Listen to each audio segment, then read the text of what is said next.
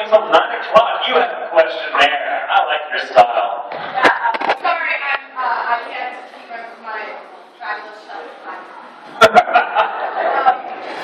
I have, she said I do it, and I also brought this wig. Oh God, please don't make me wear a wig.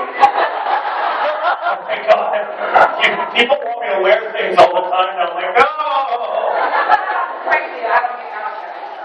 Fabulous. What is that? I need to say, I'm sick! What's that, Miriam, my dear? There's so many people in costumes here. I got there. Are they trying to rob the convention? I think that we're uprooted from its moorings, and we're going to drive it downtown. Because that's a costume at convention? Yes. That's brilliant. Thank you. Oh my God, that's amazing.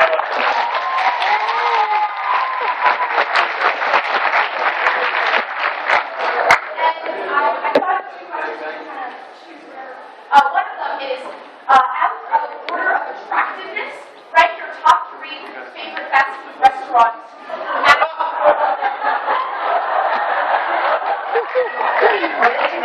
Can I just say the way you put that? Do you work in advertising?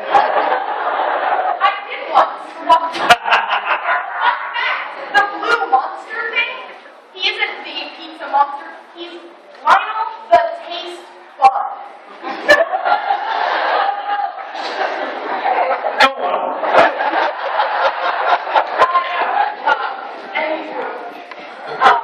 The other question was, because I thought it would involve some thoughts and it would actually pertain to the subject, would be who would win in a fight between all the characters who are close? A battle of wits and actual just combat. Who would win if they had to get at the table and argue at each other? Who would win in an argument? Who would win if they were punching each other's face? I love everything about these questions you've just asked me. That is amazing. Ranked in order of attractiveness, I guess my top 3, you asked? My top 3? Top 3 fast food. I don't eat a lot of fast food anymore. What you mean, like in terms of attractiveness? For me, it's Wendy. Yes. The Hamburglar. Oh, okay. You mean like mascots and stuff. Oh, Third place, I actually just stuck the A&W bear. You have a bear? You don't have a bear. We have a root beer mug. I want a bear. We have Papa, the Mafia, and Grandpa. Oh my God. My root beer's too cold. My root beer's too hot. I'm just right.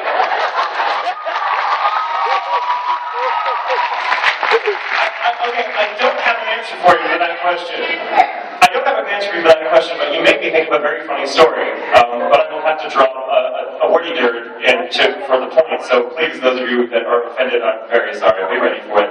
See, I don't know if you get them up here, but there's a brand of toilet paper, yes, toilet paper, called Charmin. They have the ads up here where it's the cute little bears.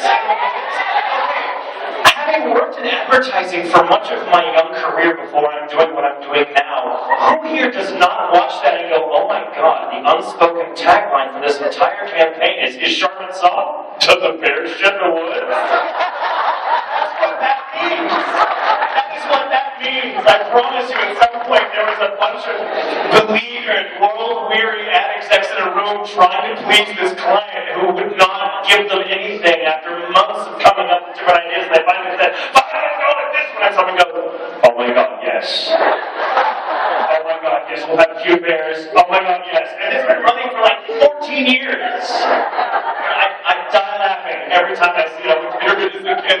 No one knows that that's what's really going on.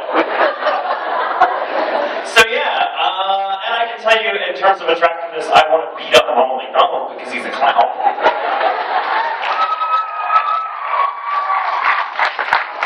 In a battle of wits, of all the characters I've played, I think it would probably be a toss-up. I mean, okay, I'm not going to say Sebastian because that's unfair. is, really, because he's got CL, and CL would be like, I order you to witness, and boom, he's got it, because he's Sebastian. So it's really unfair. That's like everyone else, it's like, oh my god, it's like bringing up, someone just brought an Uzi to a knife fight. It's for reading the rules. Yes, exactly. It would be a toss-up, I think, between Kyoya and Lawrence from Spicy Meat. Yeah, and the subject would probably quite often be money. Oh yeah! Incidentally. In a fight, again, you have to rule out Sebastian, because that's just unfriggin' fair. Sebastian, I order you to kill everyone in this room. Okay. Like, no, you can't.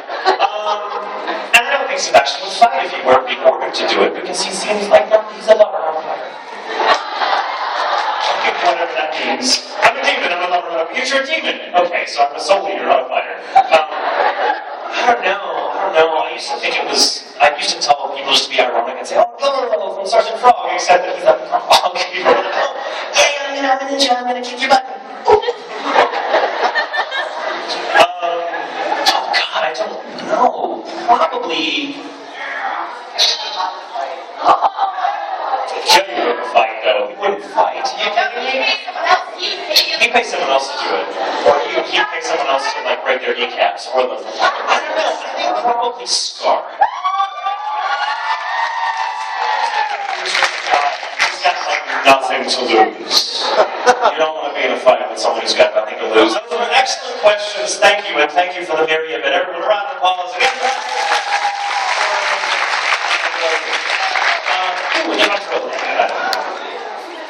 You have a request. You have a wig too. I'm not putting on the wig. Thank God.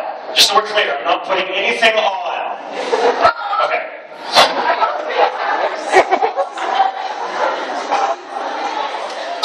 What song? Oh, I don't know this. I'm not really a singer. Oh, I'm not gonna read the list. No. Sit. Wait. I can't sing. I really can't sing. I can't sing. You've heard Sebastian sing London Bridge, right? That was 4 hours of recording. I'm not much of a singer. Oh my god. Tell you what, I will work on that and get back to you. Sorry, I suck. Do you have something else you'd like to ask instead? That's not singing? I don't know what to say. It's weird. Alright, give me.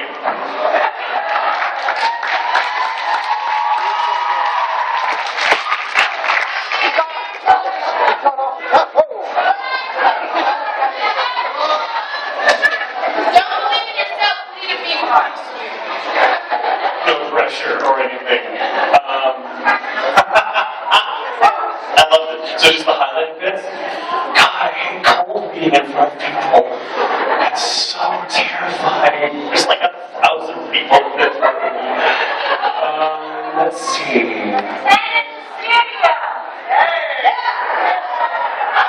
Ooh, I'll do the old stage trick and pretend you're all naked. Wait, that's not. Alright, let's see. Alright. Okay, it's not my Sebastian voice. I'm going to read some lyrics from Call Me Maybe.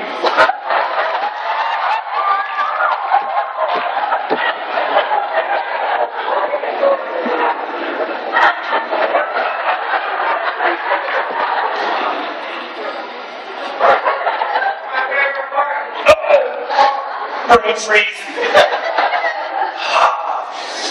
Right.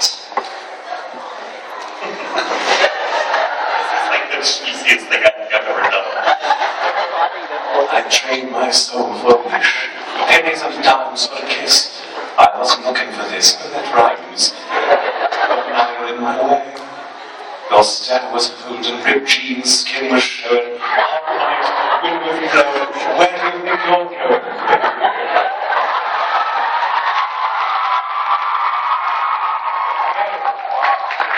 And this is crazy, but it is my number, so call me, maybe.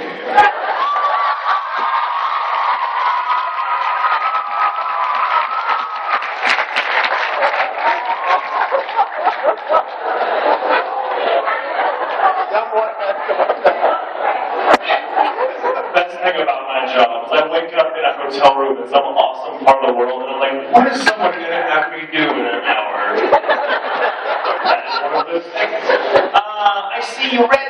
caregivers holding their hand up. Yes, you just pointed to your head. I assume you know who you are. I don't know where to apply. What's your question? Yeah. Oh, I know monkeys. How is it playing that role? You're such an animated person, and he's such a great I would beg to differ on that. I think he's got an incredible emotional range. He just keeps cold inside. He's like, Yes, still waters run very deep. That was a really fun experience because I think the show Pollock, those of you that don't know where Donkey is from, how many Pollock fans do I have? That's great because we did that show like 7 or 8 years ago and the numbers keep growing. That show's been a very slow burn for a lot of people. Talk to the Japanese, sweetie. I'm just an actor. Believe me, all of us who work on that show would love to do more stuff, but until we get it, or until they decide to give it to us, there's not a lot we can do. That face. But anyway, Donkey. That was the first time I got to be in something with Todd Capricorn, and he and I have since been just about every imaginable pairing that you could think of. I mean, we've been friends, enemies, brothers. I mean, like. A few of the things in my head. Oh, Todd is hot. Come on, not next.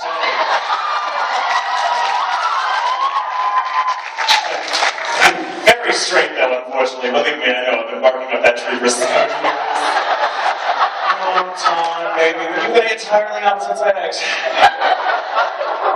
I'll be waiting when you do. Oh my God, he called me during a panel. That's his thing. He loves to call me during panels. And I call him, but I'm roaming. And the judges are, oh no. Dominic's really a lot of fun, and precisely because Dominic is so very different than me, it's very challenging. And the challenge of a role like that is the appeal. Because you couldn't emote very much. Dominic's always just very, very down here like this, very monotone, speaking about, a good clip or two, like longer or slower than I typically do, but he's so funny, and Todd, as Watanuki, is amazing. Todd is an amazingly talented actor, and I'm constantly surprised and delighted by what he's able to do, and threatened as a fellow actor that often goes out for the same roles. I'm like, hey Todd! He's really awesome, and a lot of times because he had such fewer lines, I would be way ahead of Todd recording on that show.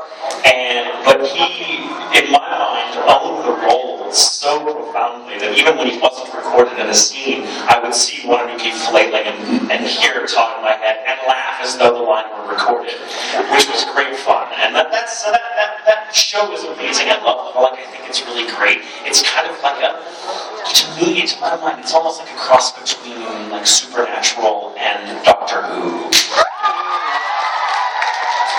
Very, very wonderful, sexy things that there should always be more of. And so it was really fun getting work. I think the animation is brilliant. I love the climate style. They're one of my favorite one of my favorite aesthetics. I think it's great. So yeah. Don't keep one of my favorite roles. Oh my God, I haven't thought back on it in a long time because it's been so long since we was every time I'm like, yes, we all. Thank you. Let's see who can in the front row. You have 2 questions. Random Doctor Who question. You like those?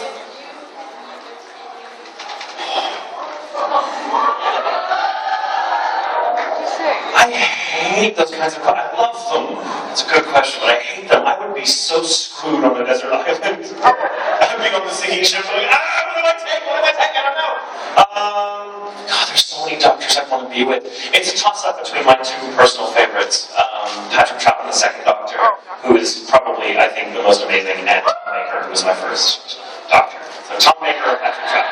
If I could have them both, hey, it's a time travel show. Why the hell not? I want them both. There's enough of me to go around. And you got a second question?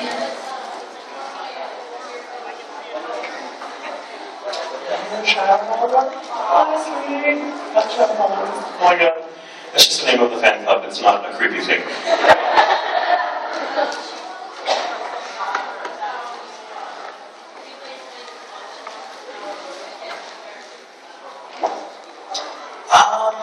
It's kind kind of unique for each character, I think. It depends a lot on the scripts, it depends a lot on the nature of the character. When we record dubs, in particular, we don't have a chance to really get to know the character until we are actually in the process of recording it, because we have to do everything so quickly. So when I am in front of the mic recording something, I don't have this.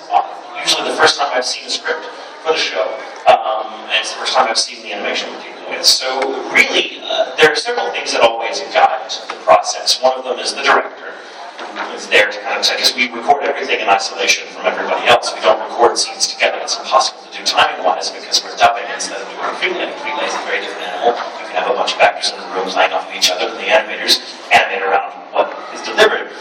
With us, we have the exact opposite problem, so we have to, do what's there. Now, I will say that there are some advantages to dubbing as far as acting is concerned, because my biggest problem with acting, and my biggest challenge, is that I tend to overthink things.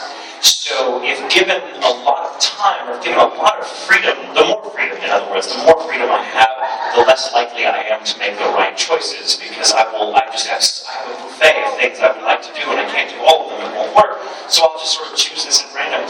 If the animation, however, hedges me in other words, it kind of narrows the choices I may have with regards to the read or a delivery for a particular line, that's awesome. So, a line sounds very different if the character's kind of standing there stroking his chin or kind of maybe looking like this, then you're going to read like this. And not read like this, because that would not fit the animation at all. That would be really annoying. Your director would fire you.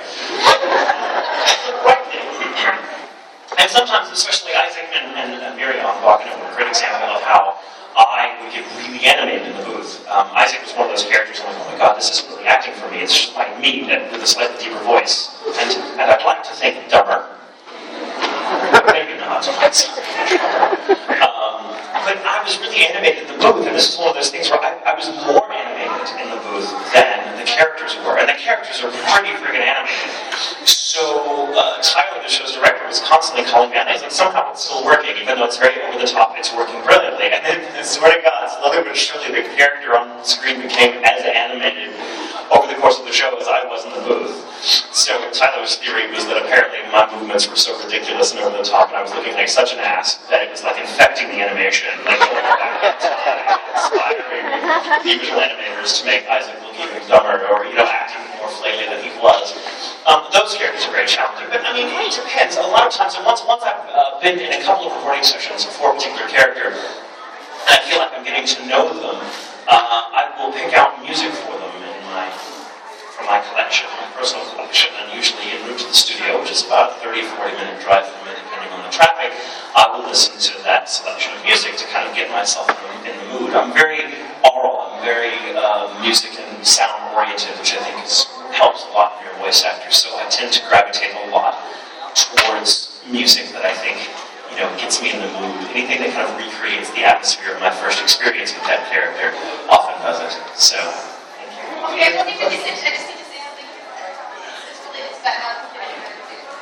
So there's a Kyoya playlist in your... Oh yes, they all have playlists. Yes, there's a Kyoya playlist, there's an Isaac playlist, there's a Doaki playlist, there's a Soldier A playlist somewhere. There's an Inward playlist. If I played that character, there was a playlist in my iPod of these characters, and yes, and I still frequently listen to them. So, did you have something else you want to add? Sure.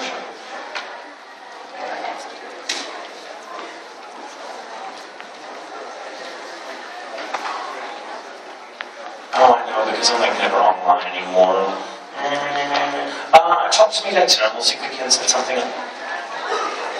Talk to me after the panel, or, let's see, right, yes, talk to me after this panel. I'll talk to you after the panel, so stay put. That does not mean the rest of you to lynch mob me, please. Alright, let's see, another question. More from the back room. I see a sword. Writing or adapting a script, do you ever write something else for a particular voice actor in mind for that character? All the time. In fact, I can't do it unless I'm thinking of an actor. Now, I'm rarely thinking of myself, because I don't want to work with my scripts. Not because I don't think I'm good at it. Sometimes I think I'm born to write adaptive scripts for them, because I freaking love it, but it is hard to take on the pressure of being the writer and the actor for a particular scene, because then you're like, wow, if this doesn't work, it's either because I'm a crap actor or a crap writer, so all the pressure's on you. The only time I've ever really done that was when I was the lead, when I was Okabe in Steins Gate. Do I have any Steins Gate fans in here? Awesome. That show was amazing, and I never want to do it again. What? Maybe we will. I can't talk about it. You make me sign all sorts of papers that say, no, I can't talk about it until it's out. So, but yeah, so I frequently do. It so happens that not infrequently, the actor I have in mind gets cast in the role. Now, as a writer, I do not make it known who I have in mind for this or that part, because it's just a personal thing I do to guide me through the process of writing. I have absolutely no right or entitlement to go to anybody and say, well, this is who I wrote for, this is who should play it. So I never ever do that. But it just so happens that every now and again, like I got to work on the adaptations for the Frieza arc in Dragon Ball Z Kai. And it just so happened that as I was watching Frieza do his thing, I thought, oh my god, Chris Ayres would be freaking amazing in this role. And I kept playing him in my head, and I could not imagine anyone else. Now, I did not make it known to Sabat, who was directing the dub and producing the dub, that was my choice. And he got the part. And there is nothing quite as satisfying from a writing standpoint as having Chris Ayres, who was a dear friend of mine to begin with, call me from the booth on break from his first Frieza session in Frieza's voice going, well, hello, Mr. Tatum, I just want to thank you for these amazing scripts. Instead, they were written for me. I'm like, yeah, they kind of were. Go figure, yeah. So it was really, really funny. But yeah, good question. But yes, to answer your question, yes, all the time. I have specific actors in mind for the roles I'm writing, but never myself. God, never myself. You there, glasses blonde hair, yes.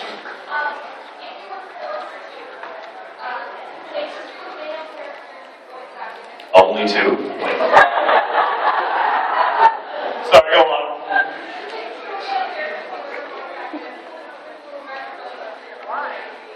Only two? 5? A harem? Only 5? I don't know. I'm going to try to act like I'm hemming and hawing, like I haven't thought about this before. I don't know. My mind doesn't work like that. Yeah, it does. It really, really does. I think my favorite mental pairing of characters I have played, my favorite pairing would probably be Yoda. Well, it has to be characters I've played, so there goes that. Okay. My favorite pairing is really Yoda and the twins. Not technically.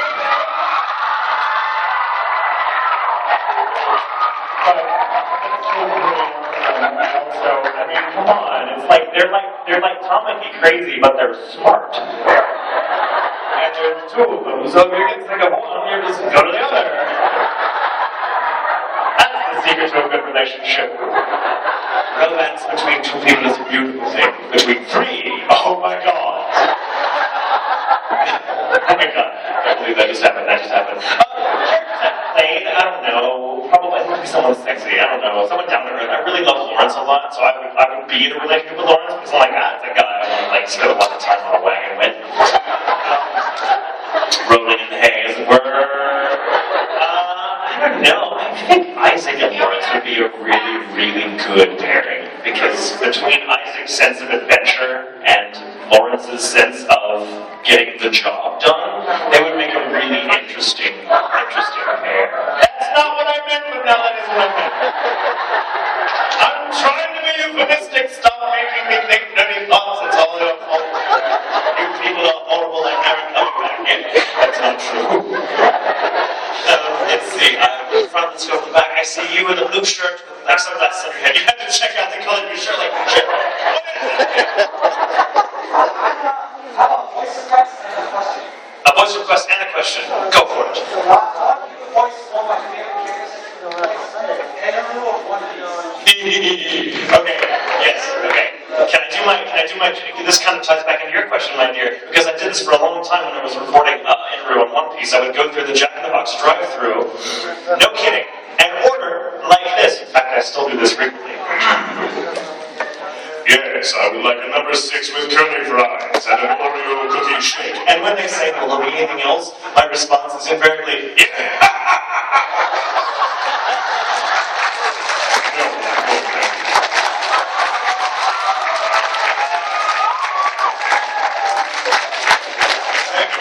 You had a follow-up question to that as well, did you not?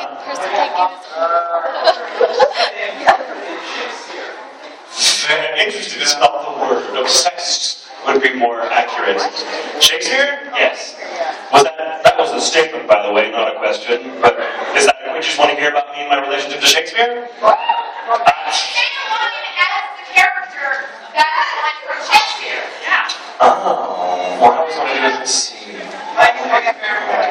Oh my gosh, you want me to do? I played William in Romeo and Juliet, which was really funny and a huge honor. I didn't want to do it. Bruce Elliott made me.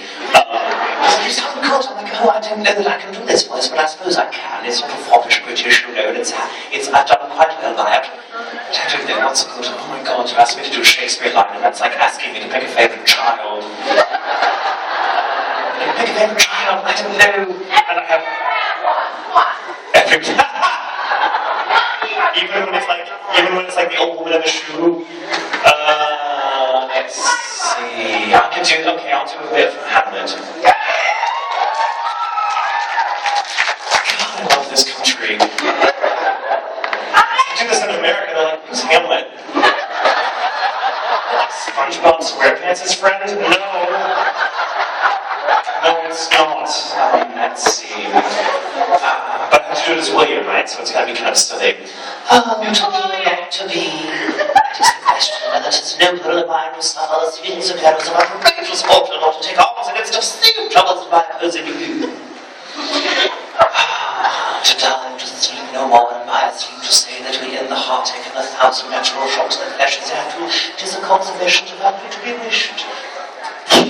Yeah.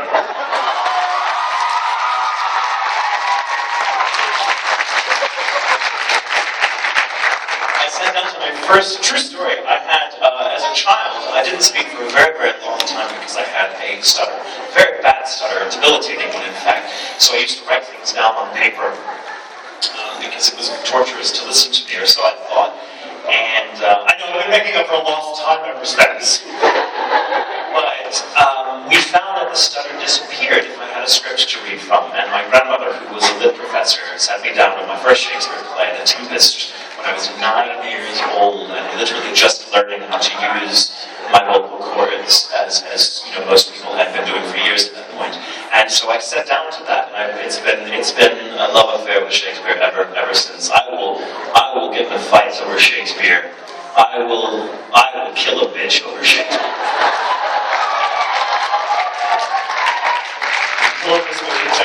Not that he needs my protection, but my God, that's never just, I can talk forever, ever about Shakespeare and how he pretty much invented all of us, and we're living in his rhetoric and yada la la la. Let's see, you have a question there front row.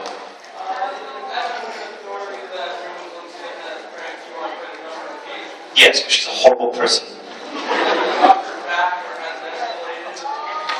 No, because I'm terrible at pranking people back. Okay, for those of you that don't know, Brina Valencia, who plays CL, and many other things besides, she's also Holo in Spice and Wolf. And we've actually been several times in our career, and I love her. She's one of my dearest friends. She's a fantastic person. She's ridiculously talented. So talented it makes me angry. No one has any goddamn right to be that good at that many things. And to also be beautiful and funny and just a good person. Screw her. But she's amazing, and I adore her, and I think whenever she's in a show that I'm in, I know it brings out the best in my performance, and you know, it's fantastic. She started pranking me because she's an opportunistic pranker. Like, she just was in the neighborhood where I happened to live and thought, I'll stop by, noticed that my window was unlocked, and that I was gone, so she then proceeded to, you know, not really literally break into my house because the window was unlocked, but she crawled in through the window and like rearranged my furniture, left me a note on a $5 bill on my couch that said, "We had fun, thanks," left me like ice cream and beer in my fridge with my name name on it. I was scared for my life. And she let me think it was someone else for like 4 or 5 hours, because I totally immediately thought, every time something horrible happens to me that could have been done by a human being, I automatically call Bryn. I'm like, what did you do now? But she gave up on me because I tried to prank her back and it failed horribly. We were going to be at our first con together just about a year after this big prank she pulled on me, and I finally thought, okay, this is the time. So I had done, she was in a show called Beck Mongolian Chop Squad, which Greg Ayres is the lead in. Beautiful show. It's one of my all-time favorite anime. I freaking love it. And that was her first really big role, and she's amazing in it, as you would expect. But for a lot of reasons, at least stateside, it didn't do terribly well. I mean, it did over time, but originally it was not the hit that we were all, certainly everyone who worked on the show, hoped it would be, because it's certainly good and it deserves a big audience. So it was kind of, disappointing. But we were going to be at a con together, and I decided that I was going to start this rumor. And I had flyers, I had a video made, I had everything, that she had a pet sloth that she had rescued from some sleazy Honduran circus, and it died suddenly of pneumonia right before this convention. But she was going to be there anyway. So she was going to be, and the sloth's name was Beck. So the idea was to have this information out there so that all these fans would come through her line and say, "Oh my God, we were so sorry to hear about Beck. So sorry." And for her to go, "I know, right?" and have no idea that in all their minds she had this poor baby 3-toed sloth that died horribly, like a day before she came to con. But it didn't work out because not enough people found out about it. They kept taking down the damn flyers, and the video kept having problems posting. It was a good prank. It just foundered because I wasn't prepared. And plus, it's Brina, so she doesn't care about a sloth. She doesn't care. She would have been like, "Oh, that's stupid. That's not a prank." And so she's just like, "I'm not going to prank you anymore because I feel bad." She's like, I'm really questioning our friendship now that you haven't done something horrible back to me." And I'm like, "I don't know. Maybe I'm paying a long con. Maybe I'm just in this for 5, 6, 10 years going to do something. I really don't know what I'm going to do. I'm terrible at pranking people. Absolutely terrible." I see you with the blue and the apron and the wig. I assume that's a wig. If that's your real hair, that's amazing.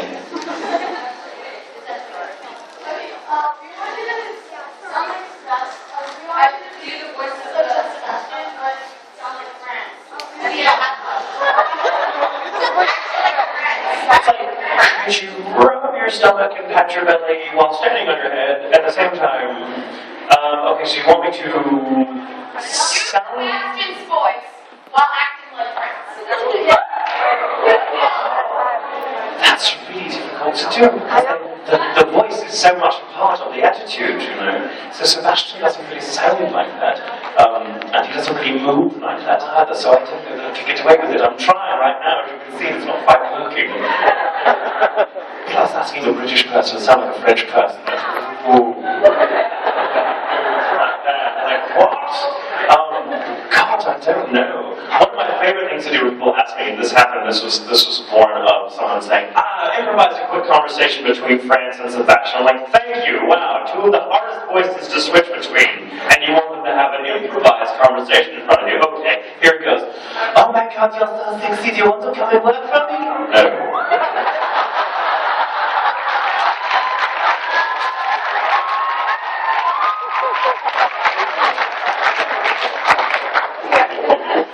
Let's see, you there, and you're in the 3rd row, I believe.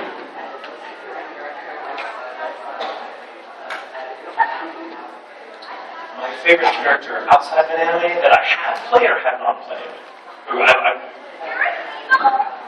Oh, my favorite anime character that I haven't played. No one? Kidding. I really, really love Spike from Cowboy Bebop.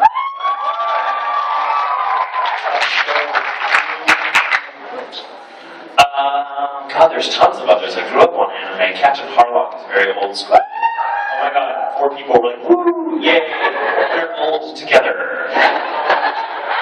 Captain Harlock was one. Oh my God, I really think I love Todd Abercorn's Watanuki. As I mentioned earlier, I think it's one of the funniest, one of the most amazing comedic performances I've ever seen, and I'm incredibly jealous of his ability to do that. Brina's Tola would have to probably be my #1 favorite, though, because that is an amazing creation. though. Did you have a follow-up to that?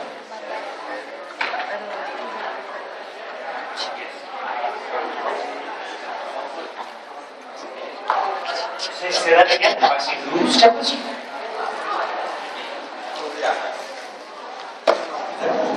No, I've not seen it. Really? I'm going to be making a note of that and reading that later because that sounds amazing. Thank you, thank you, thank you. Let's see. You with the red bows. 2 requests and a partridge in a pear tree.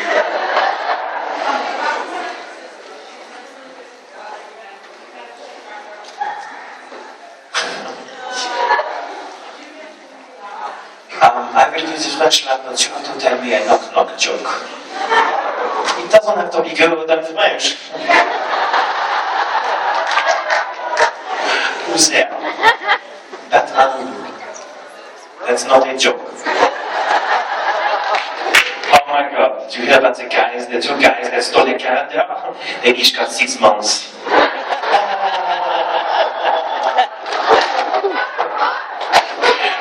What else?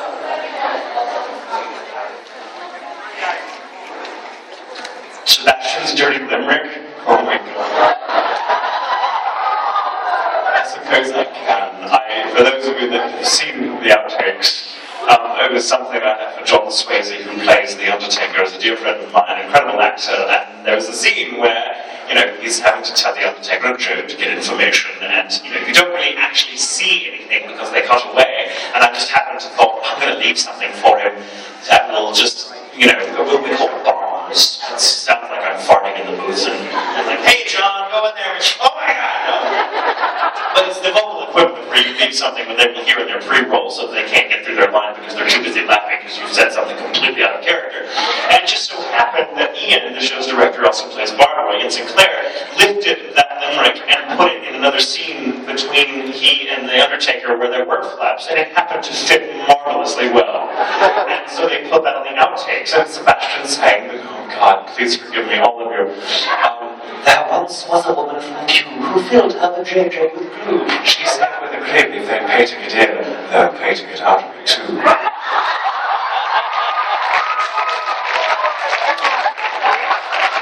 It's a true story I learned from my mother. And she had no idea what it meant. She was a high school teacher, and someone got in trouble in her class for saying that, and so she came home and she was like, was I right to send him to detention that it wasn't dirty? I'm like, you have to ask? You have one of what they're talking about. I don't, and I know. And what? Oh, my mother is so pure and good. Kind of ridiculous. Way in the back, someone's holding up a wall scroll, I believe. Which show did you like doing better, Black Butler or Natalia? Oh, again, the better favorites game. I'm really bad at picking that. I love them both for very different reasons. I love Sebastian because Sebastian is a really fun character to do. And sexy. There's always that. I think Prince is sexy too. Rapey kind of way. But both shows are very different, really fun. Sebastian, Black Butler is the kind of show I love because it's a perfect balance between dark and goofy. It's a really nice balance, and the whole sort of gothic, aesthetic I really love because that was me in high school, and so it's fun. And of course, I love doing the British accent because it's fun. I fall into it very easily because, as I said earlier, I had a speech impediment when I was very young, and I learned to speak from a British lady. Her name was Mrs. Britt. True story. She was this fantastically ancient woman, hewn from rock, with one of those grey buns that accounted for a full foot of her hair, a full foot of her height, rather, and she was always walking around and saying things like, the lane in Spain, the lane in the plague, and put another marble in her mouth, really nasty. She was great fun, I loved her, but that's kind of how I love to talk, so I frequently will do the Sebastian voice in public when I want to sound sexy, because there's something about the British accent, I don't know what it is. Something about the British accent can get away, it turns 5s into 8s and 8s into 11s. So, true story, I was in a hotel recently, and it was after a con was over, and the hotel had gone back to what we like to call normal. was sad. I was not ready to be normal again, so I decided to go to the concierge desk and pull a fast one. And being in sort of that mood, I said, "Hello, darling, do you know these new restaurants around here?" And sort of came up with this conversation. She had no idea who I was. She hadn't been there all weekend, so she wasn't coming off the con as was I, and she just stopped me. She's like, no, what is that coming out of your mouth? Stop. I'm like, oh, I'm sorry, it's the accent. It throws some people. She's like, no, stop it. What? Oh my God, Deborah, come here. Say something. Like, hello, Deborah, how are you this fine day? She's like, no. If you were my boyfriend, you talk like that to anybody else, we would have problems.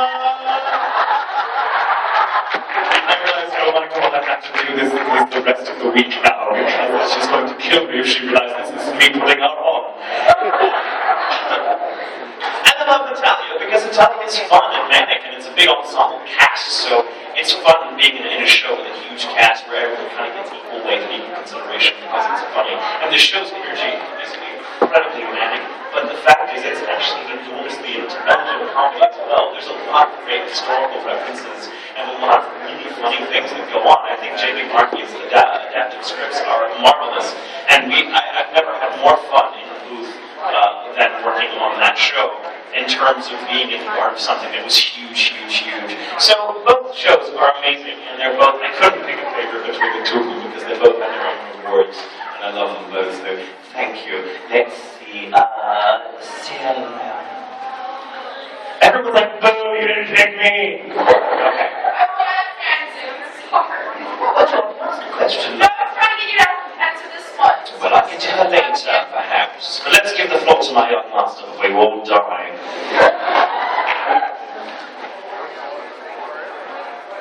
My favorite 5 characters. Put them in the zombie kill, they all survive. What are you talking about? My favorite characters? Oh God, I don't know. 5 favorite characters. Well, first of all, among those characters would be Isaac and Miria, whose plan would be to dress up like zombies and just go, which is what I would do. Because nothing else seems to work in all the movies. Sebastian would just stand there pointing and laughing at everyone. What a fright of zombies. Isn't that adorable? Oh my God, who else? Julia would be taking notes in his little black dossier. People would be like, oh my God, at the very last minute you realize he's done some incredibly abstract calculation to determine just the right angle to drop this ball and a drop so you don't die, you can go free. France would sit sucking his thumb crying.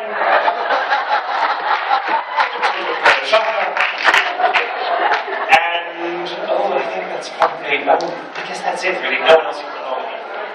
Lawrence wouldn't be there because, he's in Germany, Middle Ages. Isaac. What's that, Mary, my dear? I was just saying Isaac. Well, Isaac is dressed up as a zombie, pretending to be a zombie. That's what he's doing.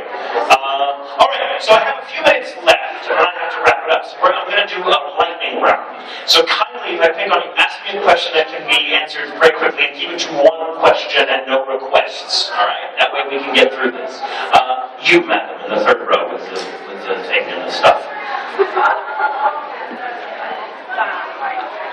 My snuggie that I use for friends, how is it? It's wonderful. I still wear it occasionally. True story, the last time I recorded this, friends, I wore it with nothing underneath. It's a very hot day. What are you going to do? You with the yellow ribbons. Shakespeare mangas? Yes, I'm familiar with the Shakespeare mangas. I think they're amazing. I love that they're a thing. Someone's dying over there. Please don't die. Don't die. That would be incredibly awkward if you die. We all thank you to stay alive, please. You next to her. You have a quick question?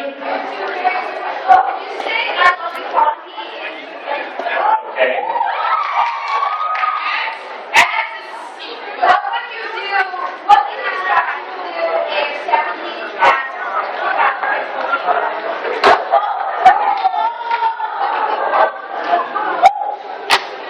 I love you. Kick their asses. Sword dagger thingy there.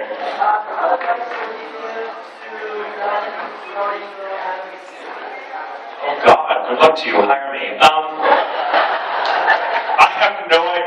would give the advice that I give to anyone that wants to follow their dreams. Be prepared for the worst. We were saying this earlier in our voice actor panel, who wants to be a voice actor type thing. And the thing about it is that when you're doing something artistic or creative, chances are you are very passionate about it. You absolutely should be, or you have no business doing it. However, you have to be just as passionate about the bad things as you are about the good. So if you want to be an actor, for example, you have to love rejection just as much as you love getting a yes every time you go into audition. If you're an artist doing an anime series, you've got to love starting for a little while just as much as you love selling your first series. Love the whole process, even when it's horrible. That's my advice to you. You in the front with the red shirt.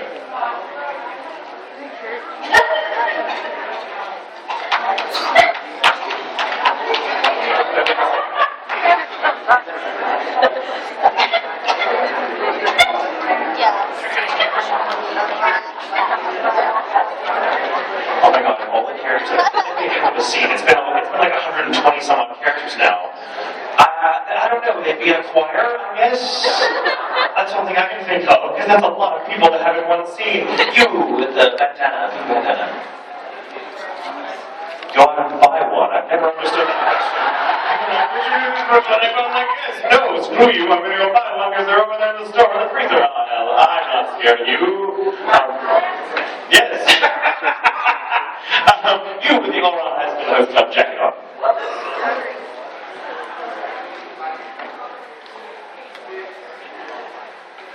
Wait, I'm sorry. Say that one more time.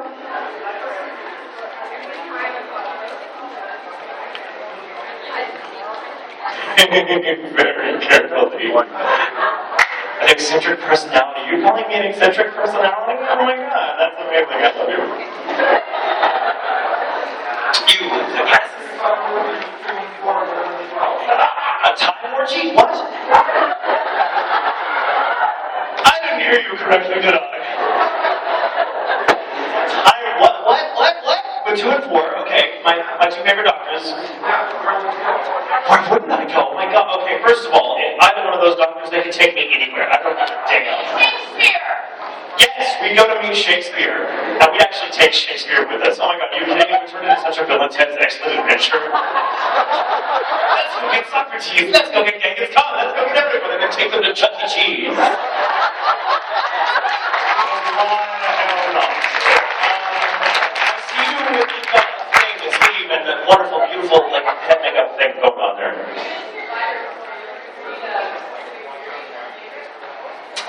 Yes, I have quite a few favorite series. I'm a big fan of the Fafhrd and the Grey Monster series by Fritz Lieber, which is a science fiction, well, more of a fantasy thing. As far as series goes, I'm really getting into Game of Thrones for the first time. I tend to obsess with specific authors, and if I really like one book by an author, I will read everything of theirs I can put my hands on. So to date, I've read everything of Jane Austen's, everything of Shakespeare's, of course, multiple times. Citing from and backgrounds because that's how much of a nerd I am. I love the writer Iris Murdoch, who's a fantastic writer. Russell, who's got tons and tons of stuff. Yes, thank you. I love your questions. You in the lavender shirt there in the fourth row.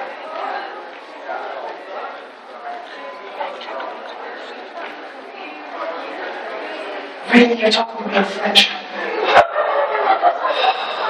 Why?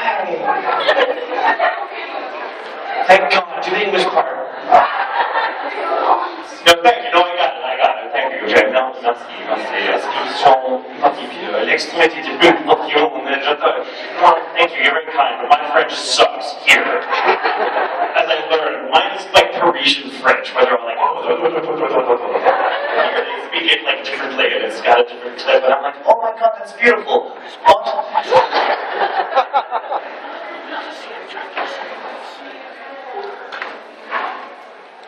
Thank you.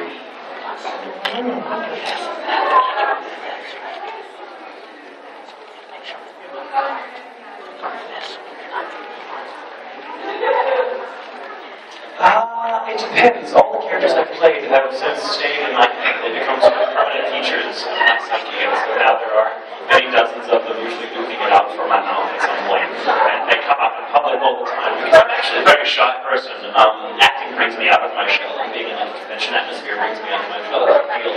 But left to my own devices, these guys take over all the time. So just like a situation you can imagine, if I have to do something I don't want to do, then it filters very naturally to me, or social transaction, or like frequency of the character will take me home. So if I'm buying a car, for example, it's really curious through the bargaining. If I'm bored at a hotel, I'll talk to the concierge, Sebastian, sometimes if I feel like if I want to rob a liquor store, exercising. All the time. You got it all. Well, that's good. Oh, yes. I've been to Canada many times now. I've been to Timmy Hortons. I think they're quite wonderful. How many on time? Oh, we can get a few more questions in. You, sir.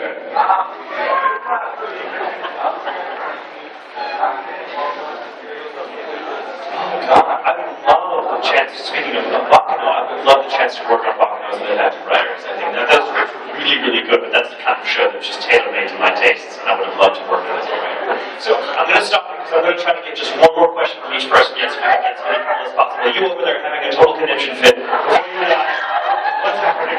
Tell me, talk to me, love. You're on the spot now. Oh.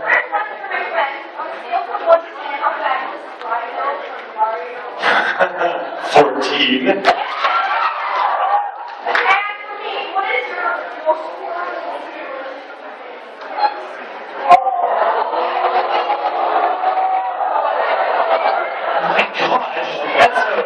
I can't answer that in a lightning round. If you're over 18, come to that panel tonight and I'll tell you all about it. Other than that, no. You with the blue bow on your head that's raising our hand. Yes, that's you. Man, you just turned your head. You. Yes, you. That's. Oh, those are ears. Sorry.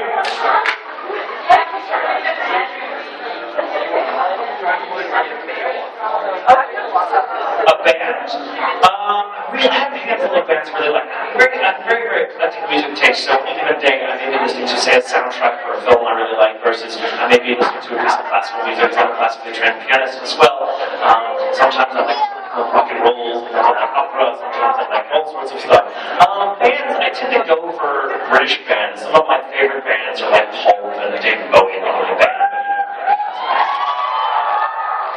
If I had to pick a favorite singer-songwriter, it would have to be Rufus Wainwright, who I think is absolutely phenomenal. If you've never heard anything he's written or sung, oh my God, treat yourself. I went to a premiere where he actually set 5 Shakespearean sonnets to music and sang them, and I thought I could die a happy man. It was sublime. You right across the row, I think you're deaf. Are you deaf kid? No,